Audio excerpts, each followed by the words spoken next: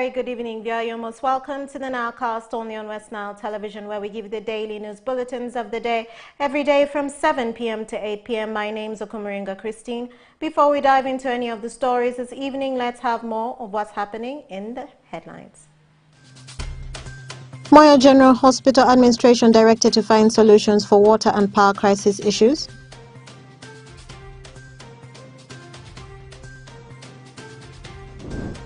A fatal accident kills one on Pakwach-Nebi Highway.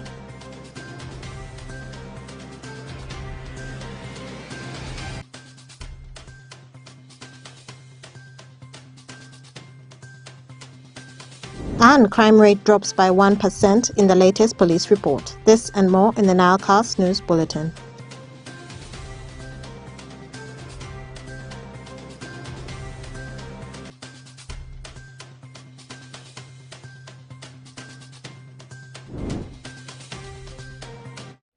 It's the 21st of February 2024. You're most welcome to the NILE CAST only on West Nile Television. Now let us dive into some of the stories of the evening. The Resident District Commissioner of Moyo District, Mr. Gore Goffin, has directed the administration of Moyo General Hospital to look for ways of solving the water and power crisis that has left the hospital in crisis. Mr. Gore Goffin has given a directive after receiving complaints from the public about the constant power fluctuations and the water crisis at the hospital, especially in the dry season. Okumu Dominic reports more. The water and power crisis has caused untold suffering to the patients and hindered effective service delivery to the people, with many patient attendants seen going outside the hospital premises in search of water for their patients.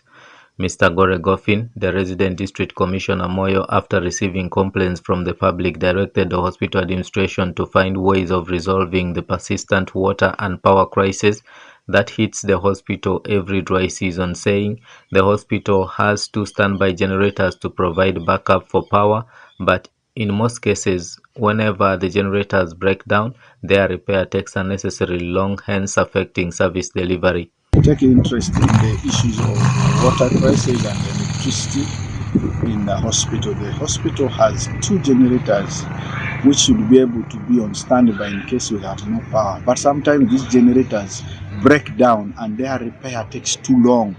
That affects services. The reason why they are there is to help. So I want to instruct that this matter should be addressed so that we don't have any breakdown in services at the hospital. The second point in the hospital is this persistent, every dry season, this persistent complaint of lack of water. The hospital has 2 pump stations. The problem now is a matter of clearing the lines and to ensure that water is pumped. So that matter really should be taken care seriously.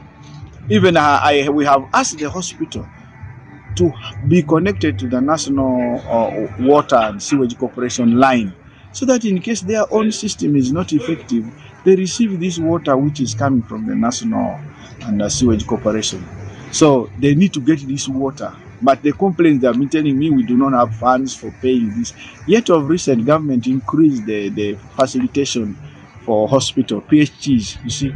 So this is very, very important for our hospital to continue to offer services effectively. Mr. Bessie Bernard, the senior hospital administrator, Moyo General Hospital, said it's true the hospital has challenges, one of which happens to be the power crisis, saying the hospital has 2 generators. However, one of the generators got spoiled due to overuse and the other one still works, though it's not in a very good state. He adds that they are looking for all the possible ways of fixing the generators, though it will require some good amount of money for repairing the generators. I will start with the one of power. We have, yes, we know power from the national grid is very unreliable.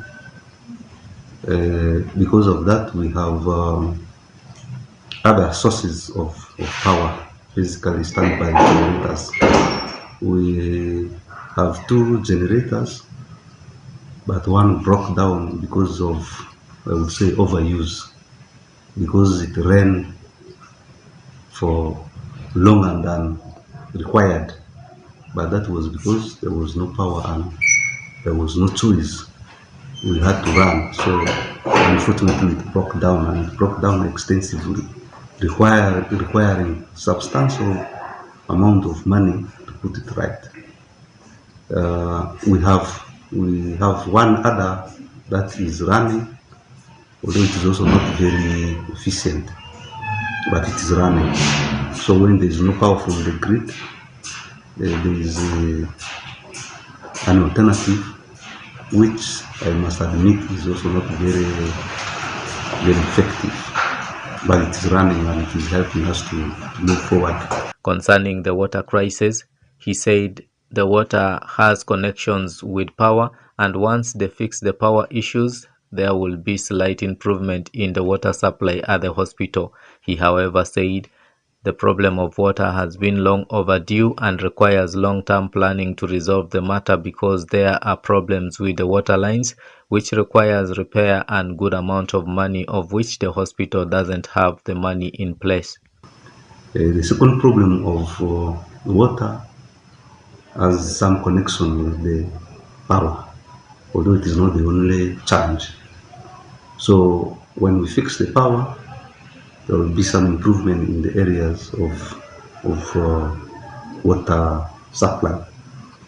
But the water supply has also other issues that are not related to the power, which require a long-term planning to address. The water system is complex and it will require a lot of work to come to a lasting solution, which we're also working on. But these issues cannot be addressed in a day. It is not for lack of trying. We are trying, but it will require some time. It will require resources, apparently more than what the hospital has now. Mr. Eno Pasculino, an elder and a catechist at Moyo Mission, said the issue of power is very serious in Moyo, and sometimes the power blackout takes many days to return, leaving the town in darkness and affects the people. He adds that power and water problems are more or less the same, hence causing problems in the district. This power is very, very serious, because many people want to charge. Many people want to do something with the power. So the whole problem of power is very, very scarce, very, very bad. Sometimes they can be many days without power in the town here. In a way, they run just together with the water. They are just running similarly the same, because if you want to buy water, people do not have proper money to buy even water, because we are acquainted with using water freely. Now starting to buy water is another problem from us. Moyo General Hospital, like other offices in the district, relies on the Uganda Electricity Distribution Limited supplied power from the national grid for running the hospital. However, on many occasions, the power supply has been unreliable in the district, and this greatly affects service delivery in the district. It's from such problems that some of the key infrastructures in the district are grappling with water and power crisis, something which requires concerted efforts. I'm Dominic Anthony Okumu for West Nile TV, Nile Cast. And more in our stories this evening, residents in the vicinity of Tidwell village in Padot Sub-County, Nebi District, are expressing distress over the unnecessary habits of truck drivers that are persistently engaged in causing accidents to both pedestrians and cyclists. This follows a fatal accident where a 15-year-old girl was killed by a Sino truck with the registration number UBB121K at Achwera Trading Center while turning to the quarry site. Alfred Jawok has more. The residents claim that these truck drivers have persistently engaged in causing accidents to both pedestrians and cyclists. This follows a fatal accident where a 15-year-old girl was killed by a Sino truck registration number UBB121K at Achwera Trading Center, Nebi District, while turning to a quarry site. The deceased was on a motorcycle going to receive treatment at Nebi General Hospital. Patrick Okello, the father to the deceased, narrated how he came to learn about the demise of his daughter. Okello father said the truck driver who is at large, after knocking the deceased, he made a reverse gear to completely kill his daughter. Xavier Opakrot, an eyewitness, said he heard the sound of a storming vehicle and later realized that there was an accident. He added that after the accident, the driver drove directly to Agua police post where the car is parked pending investigations. Meanwhile, Alishama Oshan Boni, the chairperson LC1 Tidwer village where the incident happened, confirmed about the incident, describing it as unfortunate as the deceased died at a younger age. So, beru pega go ko dunguri ento sawa ma windu nduruka na enga chedo anda onwango nyako jado ke motokarcha orelo uwo atembre kene misa che ko dakika pira beach tap manwango matutu ke dalwango kom tatiem nyako ma tuo mweja erama motokarcha ko beru pega magwa diso misa county mame paruot the police are getting the big nine of the long commander. So the damn goes in the police is going to routine your dog. And now, Yaka give a shade on it, maybe. Motocarta, which is Palo, but Rocky County, acquired a gam of Kidisha, you come a gam, they got it very bad way. The Chinese company for long faced criticism from the local community for their perceived failure to complete the works on the road, particularly for pedestrians and cyclists who frequently find themselves engaged in accidents within the area. The proposed solution seeks to not only mitigate accidents, but also enhance safety measures for the safety of community along Pakwach Nebi Highway. Reports from police indicate that the body has been conveyed to Nebi General Hospital for post-mortem. Alfred Jawok, West Nile TV, Nile Cast. And more in our stories this evening. The two ladies, Miss Peace Flavia, an electrician engineer, and Lillian Lutaro, a secondary school teacher, from Bamamarcha district on Monday on the 19th of February 2022 laid to rest at Ochiba in Ediofe in Arua City. The duos, who were en route to Kampala, perished in a fatal accident after the bus they were traveling in developed some mechanical fault that decided to board a private Fuso truck, which later rammed into another vehicle that was parked on the road at River Kafu, while leaving the two critically injured and dead hours later in the hospital. Take a look.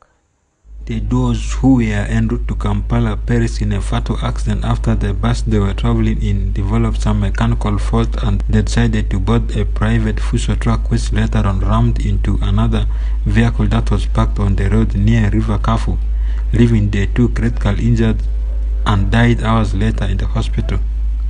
United Chairperson for Arua City, Mr. Philip Andam, asked the clergy to pray for teachers, saying 5 teachers are dying on daily basis in Uganda ever since 2024 started. Lillian is the 5th teacher today we're burying in Uganda. Every day, 5 teachers are dying, every day. So we need prayers, our default. Upon saying, let Flavia Peace knew she will not live for long in this world, Mr. Beta Moses, an elder brother of the late, said, Mrs. Peace Flavia has been going through a lot of stress after her work with Wandaka was terminated without any benefit. Mani Garci, Flavia Nina, particularly Flavia, Nimo Gura, Mungo Direni, Ingane Afri Kura, Elia Gapinari Maria, Flavia Moju as a war on Matarasi. Pona Pulfeda. Yo Flavia ni ye when record end up Flavia we as cost so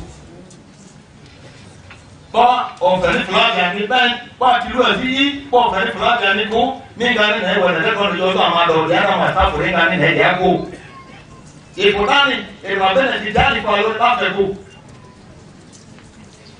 Life for those who it's a Flavian difficult. Flavian who good in there, and was in it on accuracy. Flavian chose to go to social media. You must hear the old in an issue with the Suzu, yeah, every time Flavia will write. You as if Flavia see in my Facebook page here. I think now about 1 week from today. The Madame will do it. You will see somebody who will sing the next one other than this current one she was doing. Mr. Tibun Kennedy, the widow of Lillian Letaro, described her as a strong pillar in his family. The last 25 years I've been having with Lillian, by and large, has been very good. That is why we were able to have 3 children. Lillian has been a pillar, I must say without fear or favor, has been a pillar in this family. She has been a committed mother in her family affairs. Lillian has been a risk taker. One of the risks, I must say, cost her life. Imagine a whole-head teacher, after having failed to travel to Kampala by bus, decided to climb on a lorry in this contemporary world of Uganda. Decided to climb on a lorry. This is very, very hard to understand. But because we are believers, we are followers of Jesus Christ, we must understand it. Eduardo told me when the bus broke and Mommy, together with Denise, had already made a decision to climb on the lorry, she told Mommy, please don't go, 3 times. But still, Lillian insisted. I think from here, we can conclude that that was Lillian's day. The Bishop for Madi and West Nile Diocese, Reverend Canon Collins Andaku, who presided over the funeral, appealed to mourners to embrace hard work in order to glorify God's name. These were exceptional female personnel. They are highly educated, very intelligent, very composed, down to earth, and they did the work. Let's clap to God for that. And this is why we say we're celebrating their life. Let's celebrate their life. God gave them a limit to do. Even Jesus only worked for a few years. When he died, he glorified God. Paul, the same, also worked. We are supposed to work. Are you working? Or you are lazy? Let's work to improve on our family status. If Stella Drakwa did not work, we will not be celebrating these 2 status like this. If you count the number of people who have come here, you count the number of tents and chairs here. They are big people. They are big grown here because Stella Drakwa and the Madam worked. They worked. They have educated their children. And that's why this funeral is in this manner. I want to charge you that being ready, one, means to work. God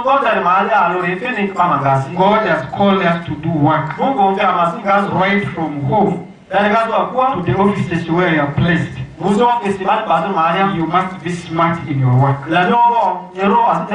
so that you can lead cause development and transformation in your society. Osutaisu Western The Television. number of tents and chairs here. Big people. They are being brought here because Sheila Dakwa and Madame worked. They worked. They have educated their children. And that's why this funeral is in this manner. I want to charge you that being ready one means to work. God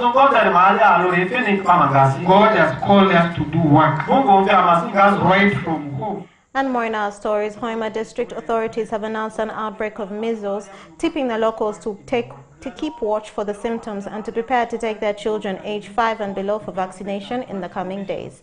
The health alert comes 4 of 5 samples tested at the Government Analytical Laboratory in Kampala that tested positive for measles. The 5 serum specimens were collected on the 16th of February from 5 patients suspected to be infected with measles at Runga Landing site in Kiganja.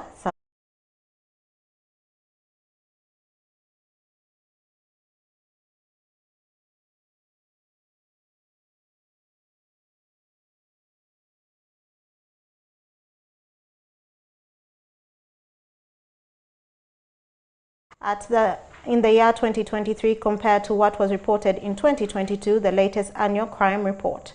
The report released on Wednesday at the police headquarters in Naguru indicated that cases reportedly dropped from 231,653 in 2022 to 228,074 in 2023, indicating a 1.5 reduction.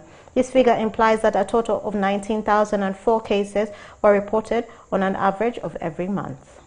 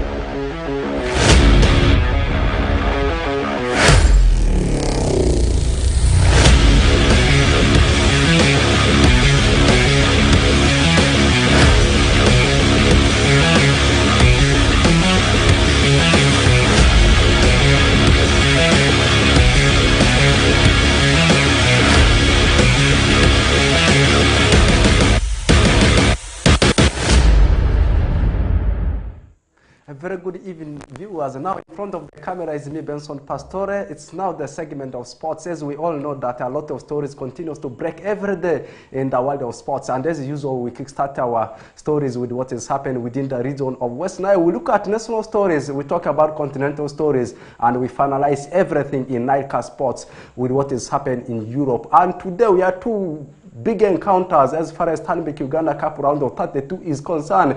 And Pakwati youngsters managed to beat Wakiso Giants by 2-1 to see that they advance to the next round of Stanbic Uganda Cup, that's round of 16. Pakwati Youngsters is a team that's playing in Western Nile Regional League in Nyagaki Zone. Meanwhile, Wakiso Giants, the team they knocked out, is a team playing in Star Times Uganda Premier League, the top tier league we have in the country. Let's first take a look at the reported story about Pakwati Youngsters before I give you more updates about Stanbic Uganda Cup. Isaac Opio, the club executive members Pakwat Youngster Football Club, said they are prepared for the game as his players were fit amidst challenges of finance. The boys have been prepared very well, and this gives us more confidence going into our second round of the regional league, and also the next round of the Uganda Cup, that is round of 16. So we have the confidence that at least we shall still use this opportunity to give us more. Football is football first. We are ready to play any team that we face ahead of us. It is our mandate to ensure that we play the games. We shall prepare very well, just like for other games, and face the teams. Football is football. Anything is bound to happen. Meanwhile, Abdu Musa, assistant coach Wakiso Giant FC, attributes the loss to the long journey from Kampala to Pakwach. He conceded a defeat and wished Pakwach Youngsters FC a success to the rounds of 16 Stanbic Uganda Cup. This game, I think we started slow. That is why we basically have lost. We started slow. We conceded 2 cheap goals which we could have avoided. By the time we woke up, we only managed to score I think we lost the game in the first half. The first goal scored in the 15th minute by Onenchen Vivian gave hope to Pakwach Youngsters to win the game. Alfred Jawok, West Nile TV, Nile Cast. Thanks, Jawok Alfred, for reporting about the game between Pakwach Youngsters and the team of Wakiso Giants. That means Pakwach Youngsters, they are now through to the round of 16 of the ongoing Stanbic Uganda Cup, waiting for the opponent they are going to face in the round of 16. Not only that game which was played in West Nile in Stanbic Uganda Cup round of 32, there was also another game in Yumbe district, as we saw the team Midigo Calvary, a team playing in Fufa Big League, being humiliated by URA by 4-1. They scored fast.